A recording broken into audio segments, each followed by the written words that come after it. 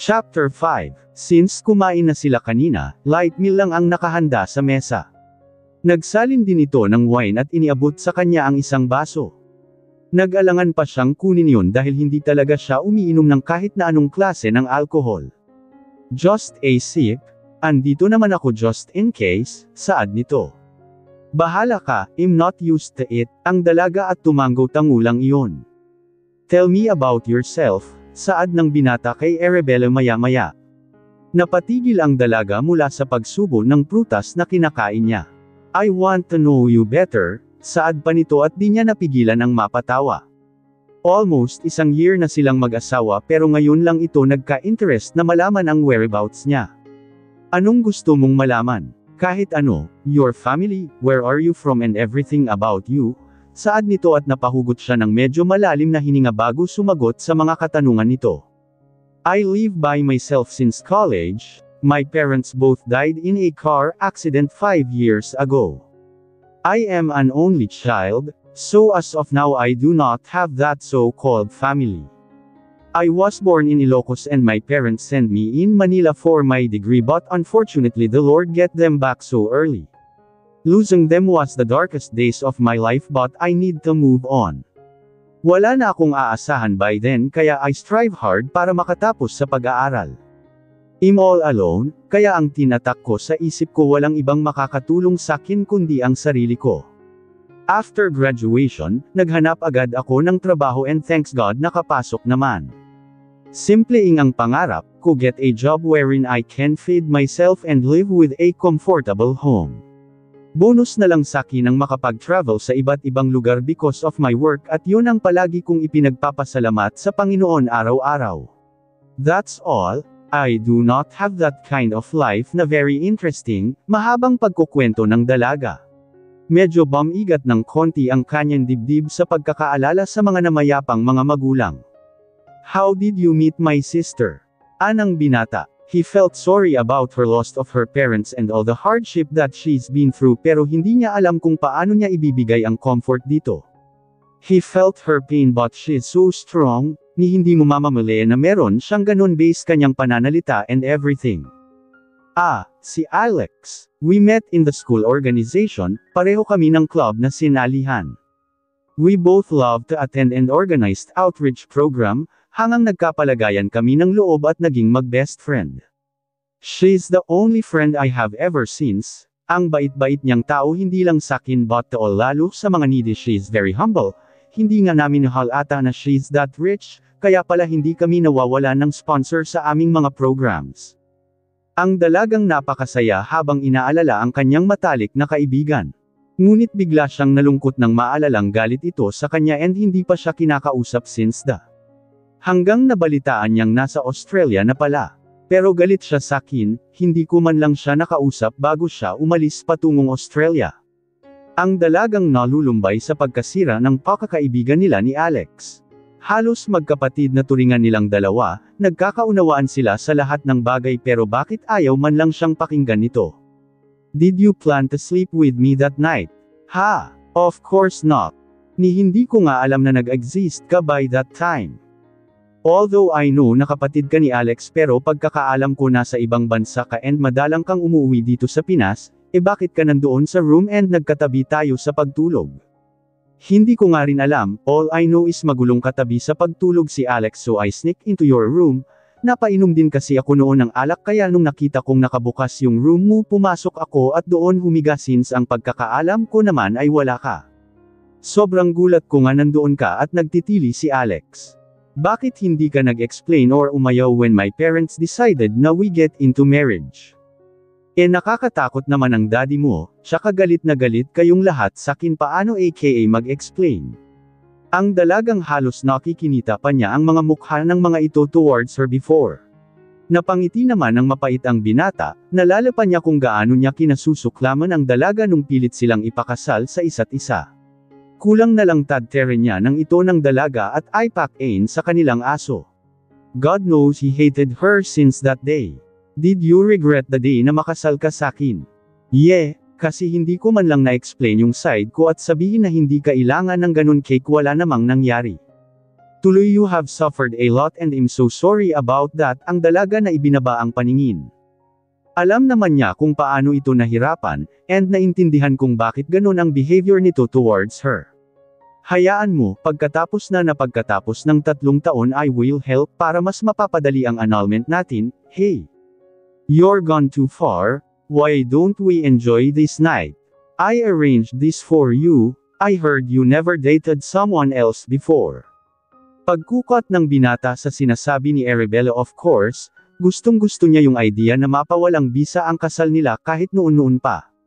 But that was before, sa ngayon at sa susunod na araw baka pag-isipan niya muna ng 100 times. Sa mga pagkakataong ito, mas gusto niya yung idea na nandyan lang sa tabi ang dalaga at nakikita or nahahalikan bigla kung hindi niya makontrol ang sarili, hahaha. That's true, nakakahiyaman pero totoo ang dalagang natawa sa sarili, sa totoo lang hindi pa talaga niya naranasan ang makipag-date sa tanang buhay niya. Marami din namang gustong i-date siya kaya lang wala din talaga sa bokabularyo niya before. Well, consider this as your first with your husband of course. Saad ng binata at napangiti na lamang ang dalaga. Thank you. Sinserong pahayag ng dalaga dito. Gusto sana din niyang tumayo para yakapin ito pero pinigil niya ang sarili. Good morning sleepyheads. Isang nakangiting Tyron Alegre ang namulatan ni Arabella pagkagising. Medyo mabigat pa ang talukap ng kanyang mata sapagkat gusto pa niyang matulog ngunit biglang nagising ang kanyang sistema pagkakita sa binata. Agad niyang itinaas ang kumot para itago ang katawan. No need to hide it babe, it's already in my mind, tura nito na tawang-tawa sa kanyang reaction. Agad pinamulahan ng mukha ang dalaga kaya dali-daling itinalukbong ang kumot sa mukha. Naalala na niya ang kaganapan kagabi and how they ended up in this room last night. Lalong tumawa ng malakas ang binata saka dahan-daang tinanggal ang kumot sa kanyang mukha. Nagsasayaw sa tuwa ang mata ng nito nang magkasalubong ang kanilang paningin samantalang na-freeze ang buong katawan ng dalaga at hindi malaman ang gagawin. Tyron kissed her in the forehead bago hinawakan ang kanyang mukha at pinagsalubong ang kanilang mata na halos isang dangkal lang ang pagitan ng mga ito. Arabella stared back, and to her surprise Tyron sealed his lips to hers. Napaigtad pa siya mula sa pagkakahiga ng pinong kinagat nito ang kanyang labi. Napangiti pa ito sa kanyang reaction kaya lalong pinaglaruan ang kanyang labi, suck it then bite it hanggang ginagalugad ng dila nito ang kanya bunganga. Tyron just want to awake Arabella from being frozen, nabigla yata sa ayos nila pagkagising at hiyang-hiya nang ma-realize na nakabuyangyang ang sarili habang nakatitig siya dito. He just wanted to loosen whatever na nafe-feel nito inside, that is why he makes fun of her biting and sucking her lips kaso siya yata ang nahulog sa sariling patibong. Biglang nag-init ang buong katawan sa ginagawa hanggang di na niya kontrolado ang sarili. Tinanggal niya ang nakabalot na kunot sa katawan nito and pressed his own to Arabella. Ang init ng katawan ng dalaga kaya mas lalong nagliyab ang kanyang pakiramdam. He kisses her to the max na halos kapwa mawala ng hininga then touch her like he never touches anyone before. He wants her so badly and wanted her over and over again. Hindi makapaniwala si Arabella habang nakatitig sa binatang nakayakap sa kanya habang natutulog. First time in their history na magising siya sa umaga na katabi ito habang prenteng nakayapos sa kanya. Ito lang din ang unang pagkakataon na malaya niyang pinagmamasdan ang mukha nito sa malapitan. Kahit nakapikit ito hindi pa rin niya maiwasang mapahanga sa labis na kagwapuhan. Mula sa makakapal na kilay na talaga namang perfect ang pagkakaukit, sa mga pilak mata nito na mahahaba ngunit pakulot, ang ilong nito na sobrang bumagay sa hugis mukha ang pagkatanggos, ang makikinis nitong pisngi lalong-lalo na ang maninipis at mamula-mulang mga labi. Tyron got it all, a true definition of every girl, man of my dreams. Gusto niyang hawakan ang mukha nito at haplasan ng paulit-ulit ang buhok niyong palaging naka-brush up ngunit mas pinili niyang pagmasdan na lang ito baka magising mula sa kanyang paggalaw. Did I pass your standards? Mula sa pagkakapikit ay biglang nagsalita ang binata. Agad namang pinamulahan ang dalaga, gising na pala ito ngunit hinayaan lang siyang pagmasdan niya ito ng aptasawa. Agad niyang ibinaling sa ibang direksyon ang mata, buti na lang pala hindi niya ito hinuwak-hawak kundi sabog na sabog siya sa sobrang kahihiyan. Tumalima ang dalaga para bumangon ngunit hinayla siya ng binata at niyapos siya ng mahigpit. Not so fast. It's too early. Maktol nito habang parang batang yamakap sa kanya. Past 7 na po. Kahapon ka pa nakahiga, saad niya dito. Mula nang pumasok sila sa room na ito hindi na sila lumabas, nagpapahatid na lang ito ng pagkain kay Manang Rose. Aniya idineklara daw niyang day off at ang pagtulog daw o paghiga sa kama ng medyo matagal ang pinangarap niyang gawin. Sigurado ka anak? Abay madami ito, opo para makauwi na po kayo ang dalaga at halos mapaiyak sa tuwa ang matanda habang nilalagay sa plastik ang kanyang mga pinamili. Salamat anak, talagang uuwi na ako may sakit pa ang asawa ko ang matanda na ramdam ang pait sa pananalita kahit nakangiti sa tuwa. Eto po ang bayad, yung iba po ibili nyo na lang po ng gamot ng asawa nyo ang dalaga habang iniaabot ng 5,000 piso na dinukot sa wallet. Ay naku ineng, ang dami naman nito. Hindi makapaniwalang saad ng matanda. Tulong ko po sa inyo yan, mag-iingat po kayo. Salamat anak, kawan ka ng poong may kapal, and matanda na napaiyak na sa kasiyahan. Tinapik ng dalaga ang balikat nito at burnalak na sa sasakyan. Mula sa driver's seat ay lumabas si Tyron para tignan kung saan pumunta si Arabella. Hindi na siya nasagot nito kanina kaya nagmamadali rin siyang lumabas sa sasakyan pagkahinto nito sa tabi. Lalapitan sana niya ito habang nakikipag-usap sa matandang nagbebenta ng bakopi ngunit mas pinili niyang huminto sa di kalayuan at inobserbahan ito. Dinig na dinig din niya ang usapan ng dalawa at kung paano nagtapos ang transakaya nito sa matanda. Agad din niya itong linipitan para tulungan sa bitbit nitong napakaraming bakopi. Nakangitay pa itong nagpasalamat sa kanya nang kuhanin niya ang mga ito at ipasok sa sasakyan. Kakainin mo lahat yan. Maya-maya ay tanong niya dito habang ipinagpatuloy ang pagbiyahe. Ngumiti yun at umiling. Hindi sagot nito na bahagyang nakatawa. Arabella has the brightest smile kaya hindi niya pwedeng hindi tignan ito. What then? Mamaya, just wait and see, saad ng dalaga kaya nginitian niya na lamang sabay kuha sa kamay nito. Arabella does not own the most beautiful hands and fingers, but he likes to hold them, and it is his new favorite. Hand me your phone, maya-maya ay saad ng binata. Ha! Gulat na sabi ng dalaga. Napakunot noo pa siya dahil di niya matansya ang dahilan nito sa paghingi ng kanyang telepono. Come on, give me your phone, ulit nito at napatawa siya. Bakit? Basta, saad nito at napailing ang dalaga. Kung ano-anong pumasok sa isip ng taong ito, meron pa man din siyang matinding sekreto kapag binuksan ang cellphone niya. Dead bat. Pangsisinungaling niya pero hindi yun binili ng binata bagkus ay sumimangot ito na parang bata. Aanhin mo nga, tila nakokonsensya namang pahayag ni Arabella ngunit tinignan na lamang siya nito.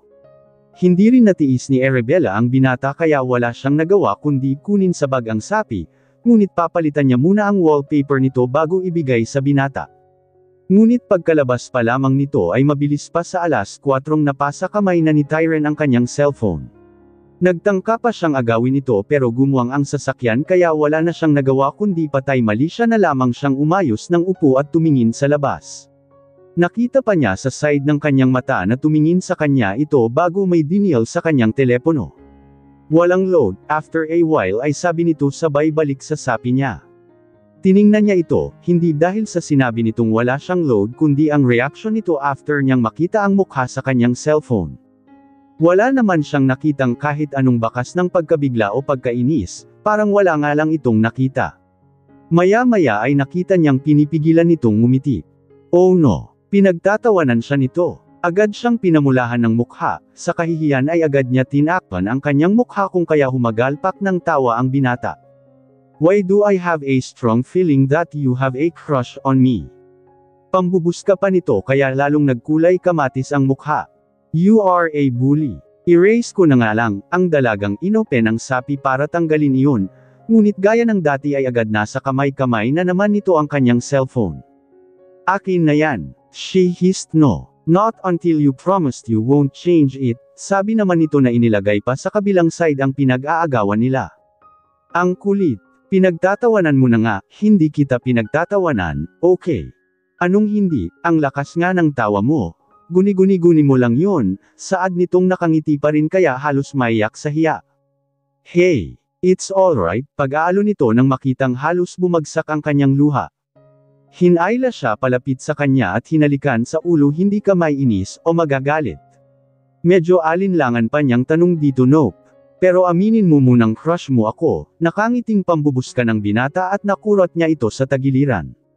Ang kapal. Pambugaw ko yan ng langaw kapag nagtre-travel ako saad ng dalaga tsaka dali-daling kinuha ang sapi at nilagay sa bag. Kumunat ang noo ng binata sa tinuran niya ngunit wala sa sariling binalotan niya ito. Di makapaniwala ang nakarehistro sa mukha ni Tyron sa gesture ngunit bigla din yung umiling-iling at napatawa ng mahina. Magkaibigan nga kayo ni Alex saad nito na umiling-iling habang naalala ang kanyang kapatid. I missed her too, malungkot niyang turan. Want to talk with her. Si Tyron bigla na tumingin sa kanya ngunit di niya alam ang sasabihin. Parang natuwa siya na hindi, paano kung galit pa ito sa kanya? Hey sis. Mula sa hawak na cellphone ning binata ay kausap na nito ang kapatid. How are you? Someone messaged you here, want to talk to her. Ang binata na tinignan pa siya mula sa kinauupuan. Umiling ang dalaga at winagaway ang kamay para sawayin ito ngunit wala na siyang nagawa nang ipasa nito sa kanya ang telepono. Alanganin pa niya iyong kinuha at dahan-daang nilagay sa may tainga. Hi Sam, I miss you too. Sabihin mo kay Kuya Pasiel kayo dito sa OC, masayang pahayag ng nasa kabailang linya. Hindi naman yun kalakasan pero parang bombang sumabog sa kanyang pandinig ang tinuran nito. Akala yata ng kaibigan niya na iba ang kasama ng kanyang kapatid. Bigla niyang nailayo sa tainga ang telepono at nag-alinliangan pang ibalik sa binata iyon. Naputol. Saad niya dito, aksidente din kasing napindot niya ang end button mula sa pagkabigla kanina. Call her again? No. No. I mean next time na lang baka may ginagawa, are you sure? Oo. Gustong-gusto niyang makausap at makakwentuhan ulit si Alex subalit baka ma-offend iyon kung malaman na siya ang nasa kabilang linya. Sobrang saya pa man din ito sa pag-aakalang ang Sam na tinuran nito ang kanyang kausap, Sam. Sino si Sam? You say something. Mula sa manibela ay tumingin sa kanya ang binata. Papasok na si sa SLEX and maya-maya lang ay makakarating na sila sa kamay nilaan. Wala, may naalalang ako. What is it? Ang binata na halatang interesado sa lahat ng laman ng isip niya. Yung buko pie, idaan natin saglit sa plaza saad niya dito.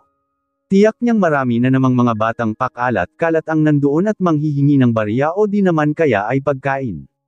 Puzzled man ay tumango na lang si Tyron. Bagkus kinuha nito ulit ang kanyang kamay at nilok sa mga kamay nito. 8 ara. Isa-isang sambit ng mga batang lansangan nang makita ang dalaga sa plaza. Nagsitakbuhan ang mga ito sa paglapit habang nakangiting kinakawayan niya ang mga ito. Sir Tyron, halika po, saad niya dito kaya di napigilan ng binata ang mapaismid. Kinindatan niya ito kaya napilitang ngumiti. Eto si Kuya Tyron nyo, siya ang mabait kong boss. Sir mag-hi ka po sa kanila, ang dalagang ngiti-ngiti. Hi kids, kumusta kayo? Ang binatang walang nagawa kundi ngitian ang mga ito. Sa mukha ng mga bata ay aloof ang mga ito sa kanya o baka lang kasi nagmumukha siyang hindi friendly. Hello po sir, bossing. Ang mga ibang bata na medyo nag-loosen up nang makita siyang ngumiti, bagay po kayo ate, sana siya nalang asawahin niyo po, anang isa at di nila napigil ang nagkatinginan sabay ngiti sa isa't isa.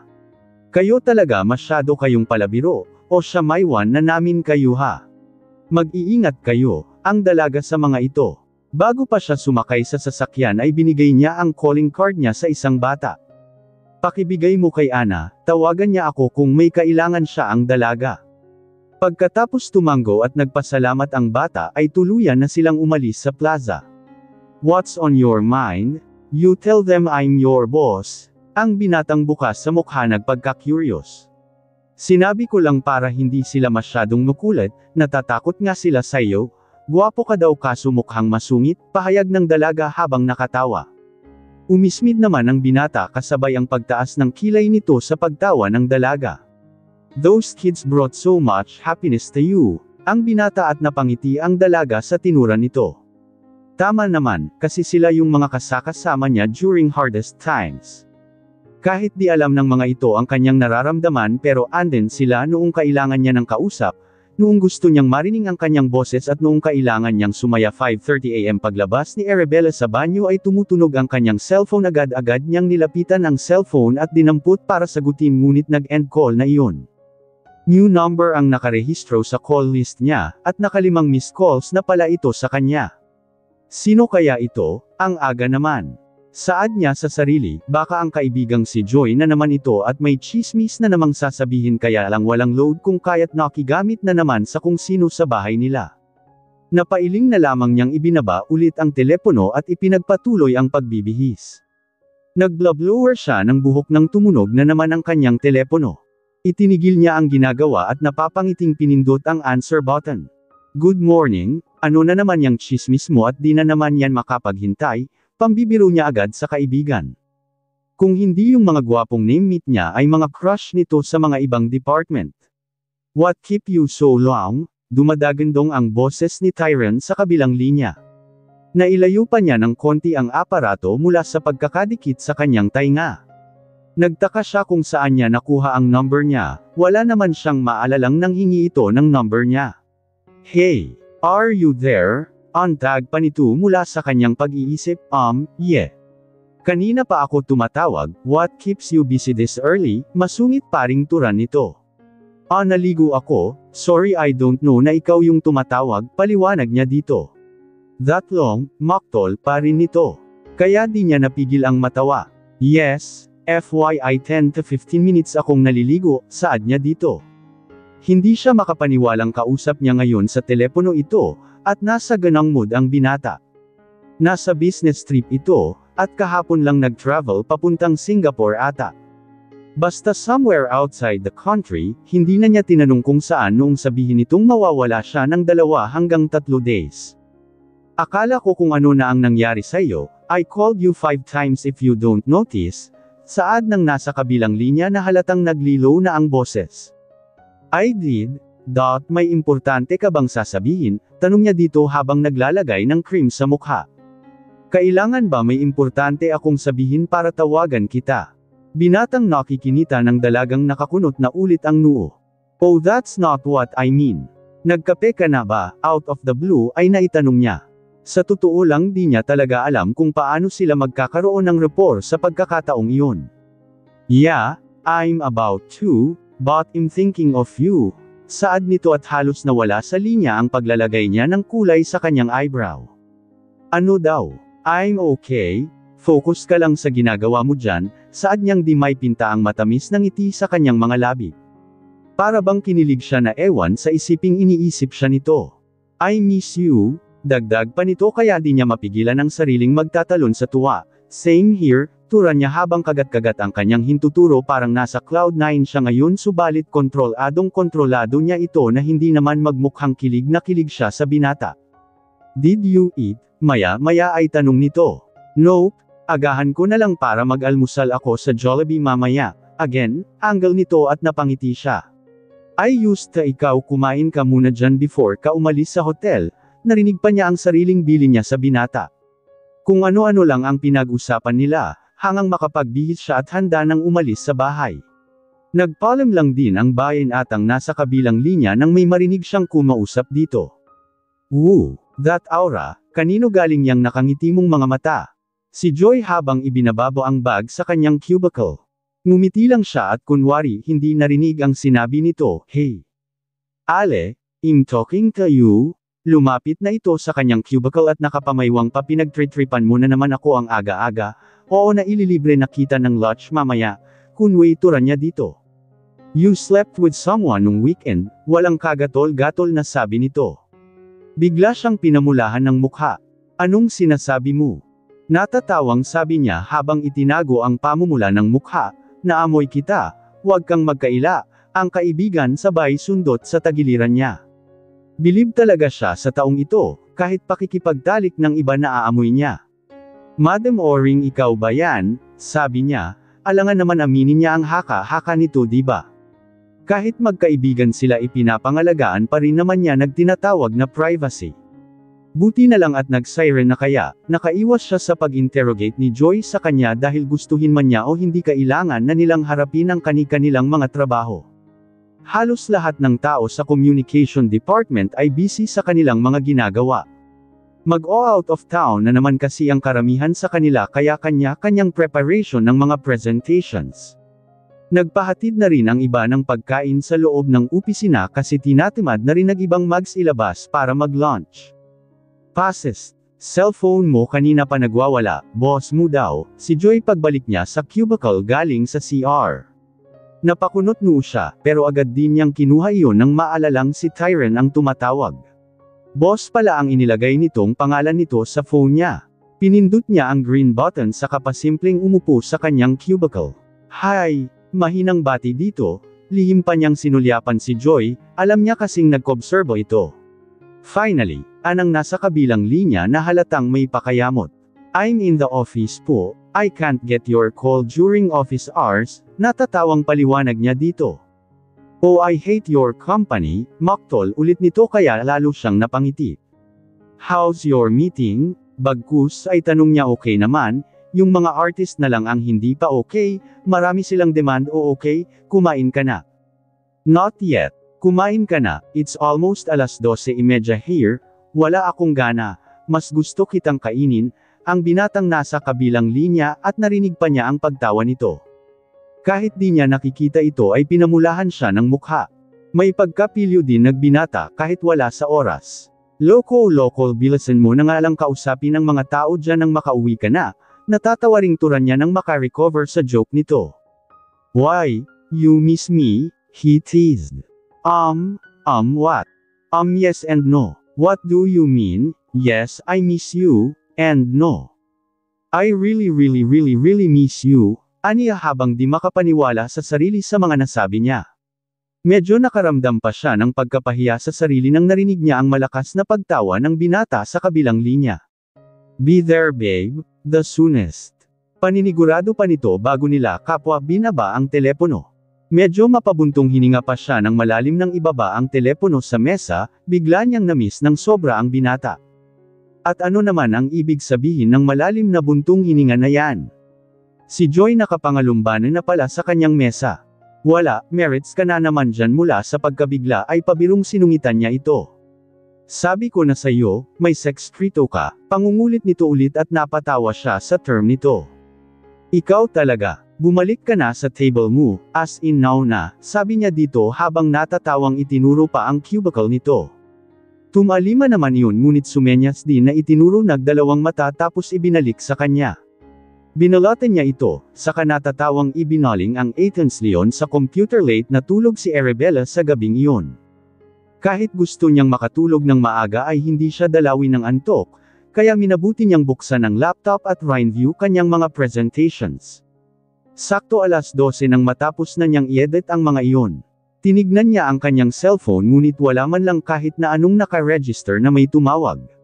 Naisip niya baka napagod ang binata kaya maagang natulog kaya hindi na siya natawagan. Napailing siya sa sarili, kahit di niya aminin hinihintay niya talaga ang tawag ni Tyron. She misses him at iyon ang hindi niya maipagkakaila. Mula sa pagkakatulog ay nagising ang dalaga nang maramdamang may tumabi sa kanya. Yamakap sa kanya ito at maya-maya ay hinagilap ang labi nito ang kanyang mga labi. Napamulagat bigla ang dalaga sa pag-aakalang nananadjep siya. Laman kasi ng isip niya ang binata bago siya matulog kaya pati sa pagtulog ay naroon iyon. Tyron bite her lips kaya hindi talaga siya nananaginip. Sa tuwa niya ay niyakap niya ito ng mahigpit. You're here already. Masayang pahayag niya dito. In flesh. Sabi mo kasi mismo ako, so I'm here. Saad nitong nakangiti kaya di niya napigil ang halikan iyon. Thank you, saad niya dito. For what? For corning home safe and sound. Sagot niya dito. Napangiti yun kasabay ng paghinang ng labi nito sa kanya. I miss you more babe, saad nito pagkatapos bago pinaghinang ulit ang kanilang mga labi. As usual nagising si Arabella mula sa tanong ng kanyang alarm clock na ramdaman niya ang pangangalay ng kanyang mga kamay mula sa pagkakaunan ni Tyron sa mga ito. Nakakayap pa ito ng padagan sa kalahatiming kanyang katawan habang mahimbing na natutulog. Pinagmasdan niya ito saka dahan-daang dinampyan ng halik sa kanyang buhok. Alam niyang napagod ito sa biyahe mula sa ibang bansa kaya hinay-hinay ang kanyang ginawang paggalaw. Tumuloy siya sa banyo pagkatapos, nag-toothbrush saka tumuloy sa paliligo paglabas niya sa banyo ay mahimbing pa rin ang binata sa pagtulog kaya naisipan niyang pumunta sa kusina at naghanda ng almusal. Hotdog, itlog at ham ang inihanda ni Arabella. Hindi siya malimit kumakain sa bahay ng umaga pero since nandoon ang binata kaya na-inspire siyang magluto para dito. Kasalukuyan siyang nagpiprito ng hotdog nang may biglang yamakap sa kanyang likod. Nabigla siya saglit ngunit napangiti rin ang dalaga pagkatapos, bakit mo akong iniwan sa bed? Patampong sambit ng binata mula sa kanyang likod. Nagluto ako ng almusal natin, saka ang sarap ng tulog mo kaya hindi nakita Jin Ice ang paliwanag niya dito. You shouldn't do that, pagmamaktol pa rin ito ay natatawa ang dalagang hinarap niya ito. Nagtaka pa ito dahil nakaligo na rin ang binata kaya ang sarap-sarap nito sa paningin. Hindi na po mauulit, na maupo ka na doon sa harap ng mesa at kakain na tayo, malambing na utos niya dito. I want to eat you first, malanding saad ng binata at nahampa niya ito sa braso, loko. Loko, umupo ka nga doon, matatapos na ito, nakatawang saad niya habang hinarap ulit ang kanyang liniluto. I'm serious, maya-maya ay nakadikit na naman ito sa kanyang likod. Nakahawak na rin ito sa nakabuhol niyang roba at agad nagsipaglaglagan ng tanggalin nito ang pagkakabuhol. Tuloy tumambad ang hubad niyang katawan sa harap nito. Gusto niyang pulutin agad iyong at ibalot ulit sa katawan ngunit mabilis siyang sinaklit ng binata at pinaghinang ng matagal ang kanilang mga labi habang naglalakbay ang mga kamay nito sa iba't ibang parte ng kanyang katawan. Narinig pa niyang pinatay nito ang stove bago siya binuhat papunta sa kanyang kwarto, don't move. Saad ni Tyron pagkatapos ng kanilang pagniniig na kayakap ito sa kanya at dinig na dinig pa niya ang malakas na pagpintig ng puso nito. Mal-alate na tayo, saad naman niya at sumimangot iyon. Just a minute, I want it this way, anang binata at wala na siyang nagawa kundi pagbigyan ito. Kung hindi niya lang iniisip ang kanyang trabaho na naisin niyang nakakulong sa mga bisig nito kahit maghapon magdamag waiting here at the plaza. Panipi tuldok. Isang text message ang natanggap ni Arabella mula kay Tyron. 5 o'clock na ng hapon at naghahanda na ang lahat para sa pag-uwi. Napangiti siya sa mensahe nito, actually siya ang may gusto na hindi siya i-drop off at sisunduan sa building ng kanilang kumpanya. Hindi sa ayaw niya, kung siya lang masusunod gusto rin niyang malaman ng mga kasama niya or hindi ng buong mundo na she's with Tyron Alegre, the most eligible bachelor in town. Or hindi pala na siya ang asawa ng famous CEO of A&A Corporation. Pero hindi, since hindi naman niya ito pag-aari forever, mas mabuting walang nakakaalam kung ano ang connection niya dito. Arabella felt somewhat pain, pero hindi niya dapat maramdaman ng ganun kasi in the first place and right from the start alam niya kung ano siya sa buhay ng isang Tyron Alegre.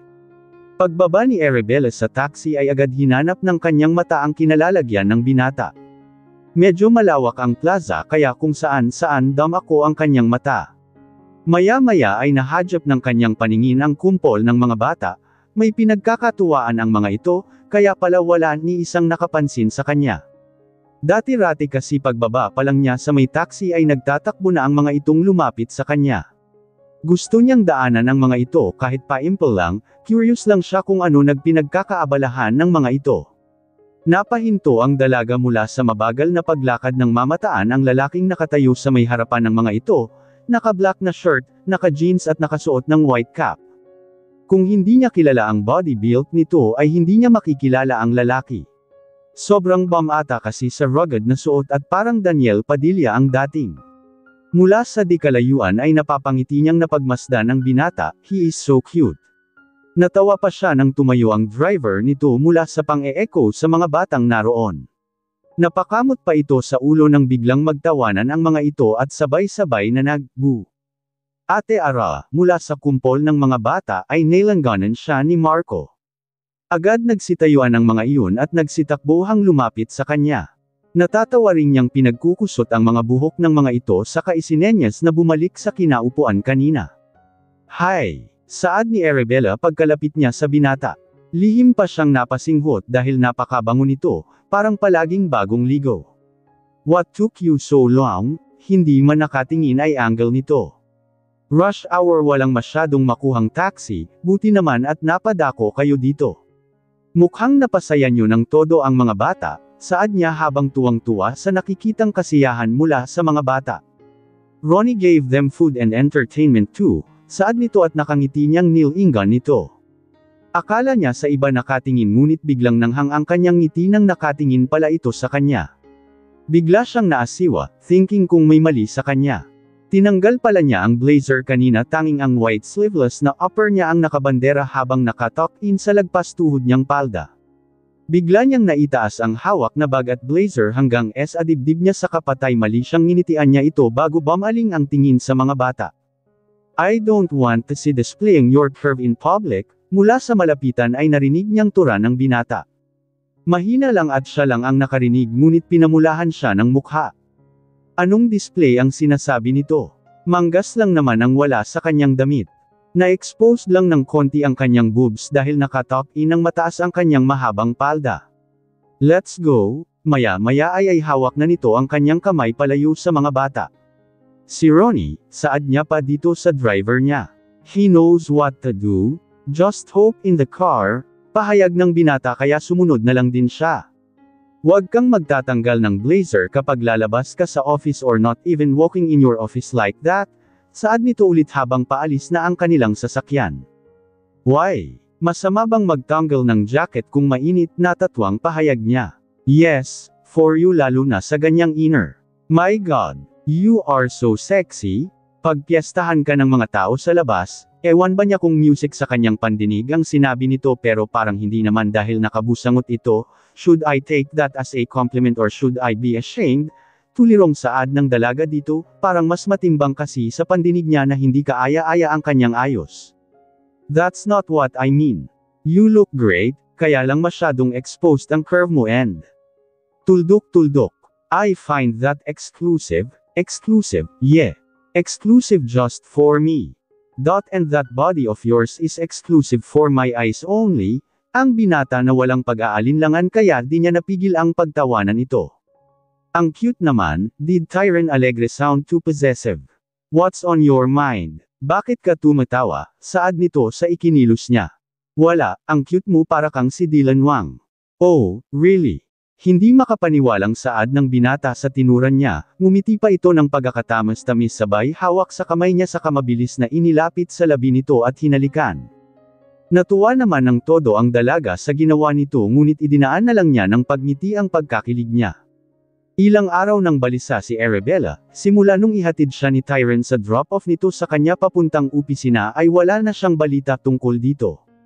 Halos madaling araw na rin siyang natutulog hoping na mapapatawag kahit 10 oras na ng gabi or kahit umaga na. Nag-try na rin siyang tawagan ang number na naka-register sa phone niya pero out of coverage iyon. She's bothered, and sometimes out of focus sa kakaisip kung ano ang nangyari dito at hindi na nagparamdam. May sakit ba ito? Nadisgrasya ba? Humihinga pa ba? Or galit na naman ba ito sa kanya kaya ayaw na naman siyang makita? Parang mas gusto niyang isipin ang huli, di bale nang ayaw na itong magpakita sa kanya dahil galit ito kesa naman may masamang nangyari sa binata. Parang ngayon lang siya nahirapan ng ganoon, dahil siguro nasanay siya sa presensya nito, sa amoy nito, sa yakap nito, sa halik nito and all. Ha! Parang masisiraan ng bait si Arabella, kahit sa anong pilit niyang huwag isipin ito ay pilit pa ring umuukilkal sa kaninag isip. Tawag ka na please kahit pagsalitaan mo ako ng masama basta okay ka lang, halos pa ulit-ulit na pagsusumamo ng isip niya. Natutulog ka pa ba? Pansin ni Joy sa dalaga. Kanina pa nito inoobserbahan ang kaibigan, mukhang tuliro na ewan tapos ang lalaki pa ng mga eyebags do naman, bakit? Tura niya dito, kung ano-ano ang pinagagawa niya sa presentations niya to keep herself busy. Mukha kang zombie giri, huwag mo ngang seryosohin yang mga pinagagawa mo dyan, saad nito at lihim siyang napangiti ng mapakla, kaya naman pala ang hirap ligawan yang si Tyron Alegre, tignan mo supermodel pala ang girlfriend. Tignan mo na sa SOCMED, maya-maya ay halos mawindang si Joy sa napapanood sa binuksang SOCMED parang bombang sumabog para kay Arabella pagkarinig sa pangalan ni Tyron agad din niyang kinuha ang cellphone at nagbukas ng SOCMED laking tuwa niya nang makita ito, buhay na buhay ang binata sa video at gaya ng dati sobra paring gwapo. Then it makes her day, ibig sabihin walang nangyari sa binata, nasa Amerika ito kapiling ng kanyang supermodel na fiancé. Napapikit siya ng mariin, she felt something she doesn't like inside. Huminga siya ng malalim at unti-unting ni-release tayon kasabay ng pain na nararamdaman. She shouldn't feel that way because right from the start she had known their real score. Napangiti siya ng mapait, but she has to accept it. Kaya tama. Okay na siya dahil alam niyang buhay ito, okay ito at masaya ito sa kung saan man siya naroroon at sa kung sinong kasama nito. Miss Arabella Connect call, for you, ang desk officer, mag-aalas 4 at hinihintay na lamang ang oras para umalis. Meho napakunot pa siya ng noo kung sino ang kanyang caller. Halos alam naman lahat ng kanyang friends o di ka ni Tyren ang kanyang cellphone number.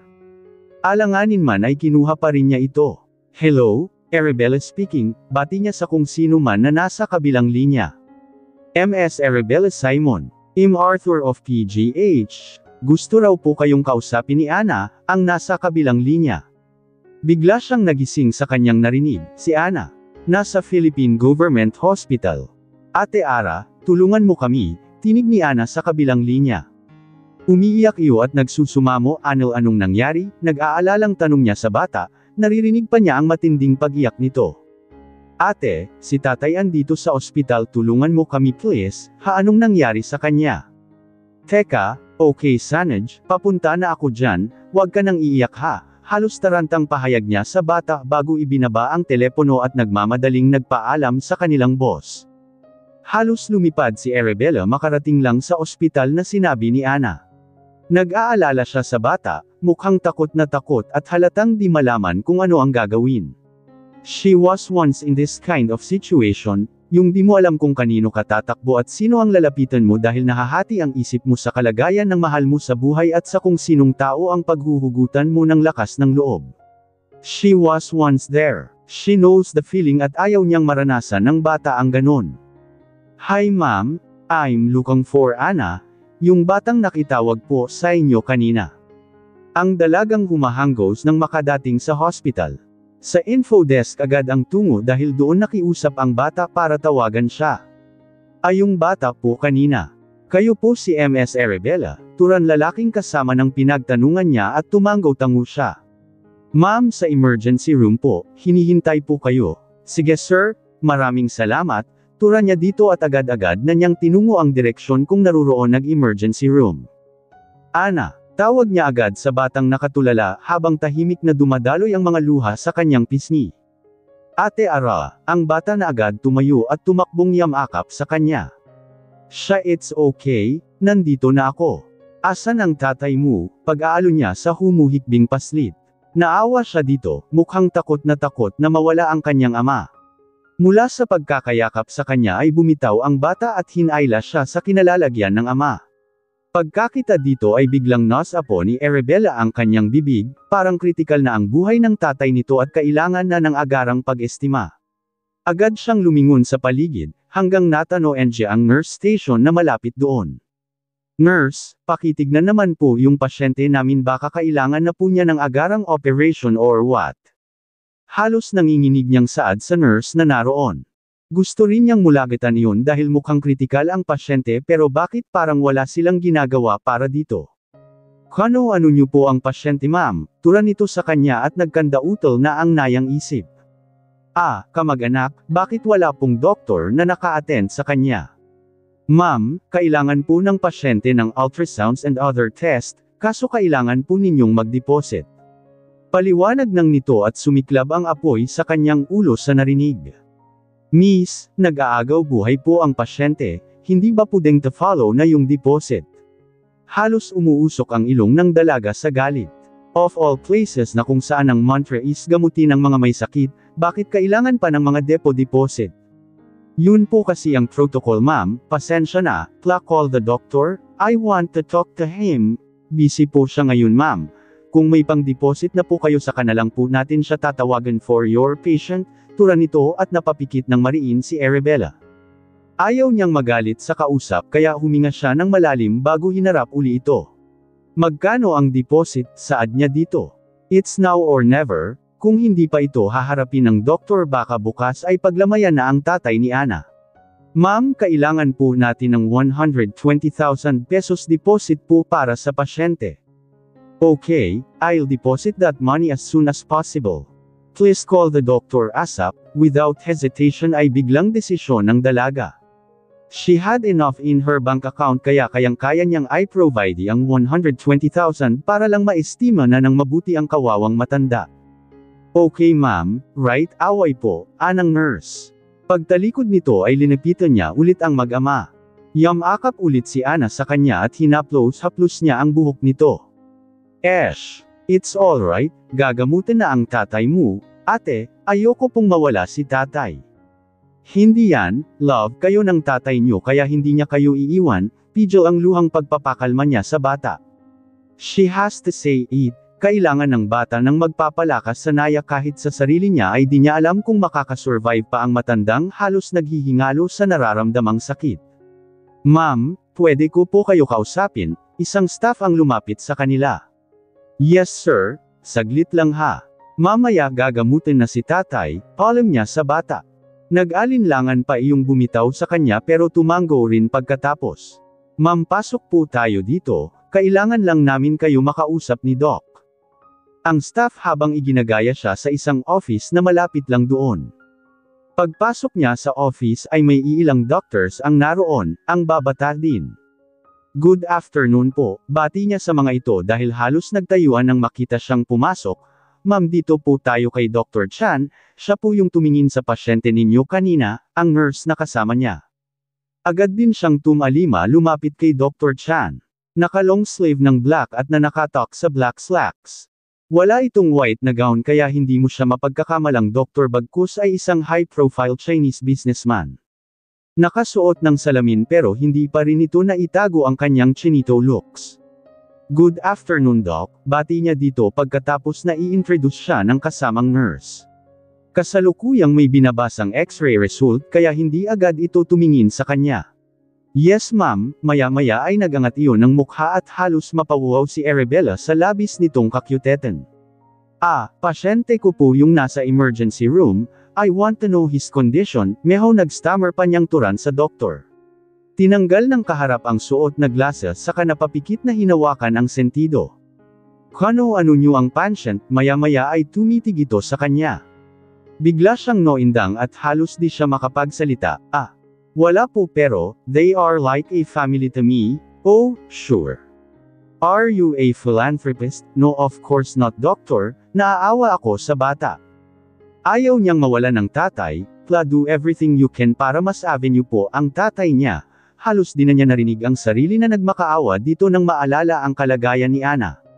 Miss, he is actually in critical condition, kung gagalawin natin siya walang kasiguraduhan na mabubuhay siya, pero hindi niyo pwedeng tignan na ganun lang siya di ba Doc?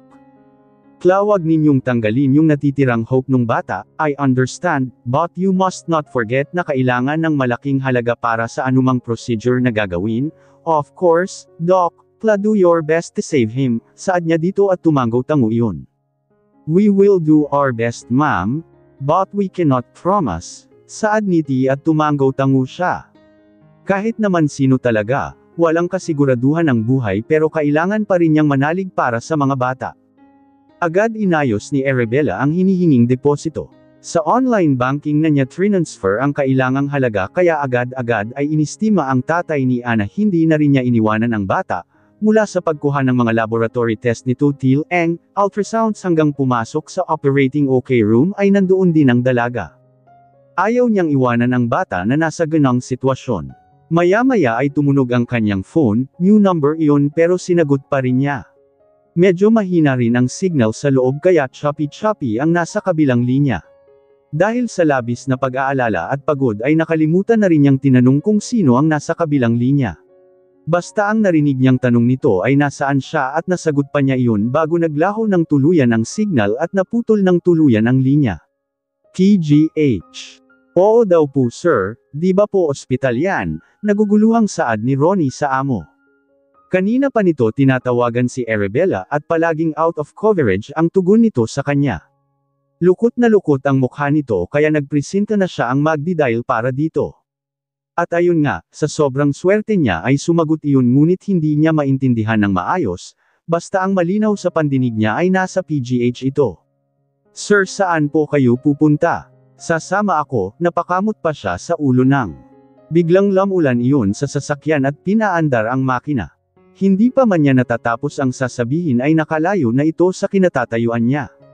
Napakamot na lang uli ito sa ulo dahil sa pag-iwan sa kanya ng amo. PGH. Anong ginagawa niya doon, si Tyron sa kanyang isip habang di namamalayang sobrang tulan ang ginagawang pagmamaneho. S*T. May sakit ba siya, napapamura na rin sa sarili, kung pwede paliparin na niya ang kanyang sasakyan para makarating na siya sa hospital na kinaroroonan nito. Past 10 na ng gabi at hindi pa dumadating iyon, dati-rati naman ay before 10 ay nasa bahay na ito. He was out of the country for more than half month without any communication with her. Akala niya he is okay not hearing any news about her pero para siyang mababaliw. She's always in his head at parang linta na nakakapit doon habang sinisipsip ang kanyang utak. One more day or two baka tuluyan na siyang mabaliw. Pagpasok niya sa hospital ay halos pinagpapawisan siyang nagtanong sa information desk. Pagkatapos ay halos takbuhin niya ang pasilyo makarating lang sa sinabing kinaroroonan nito. Pagbukas niya sa door papunta sa OR ay agad niyang natano ang dalawang babaeng nakaupo malapit sa operating room. Yung batang babae ay halos nakatulog na habang nakaunan sa kondongan ng mas matandang babae. Biglang bumilis ang tibok ng kanyang puso pagkakita sa dalaga. She's sitting next to a young girl habang hinahaplos-haplos nito ang buhok ng babaeng nakaunan sa kanyang kondongan. Pinagmasdan niya ito, she looks good as always. Nakadamit pang office pa din, kahit wala ang blazer ay naka-turtleneck ng olive green na katek sa kanyang slacks. Lutang pa rin nagmagandang hubog ng katawan. Gusto niyang lapitan iyon at yakapin ng mahigpit at halikan ngunit bumukas ang operating room at lumabas ang chinitong doktor. Agad tumayo ang dalaga at sinalubong ang paglabas nito. Maya-maya ay bigla na lang napayakap ang dalaga ito na halos magtatalon sa tuwa. Damn! Mura niya sa isip, gusto niyang lumapit agad at ilayo ang katawan ng dalaga sa chinitong doktor. Napalakas yata ang pagmura niya kaya napatingin ang mga ito sa direksyong kinalalagyan niya kaya wala na siyang nagawa kundi salubungin ang mga mata nito.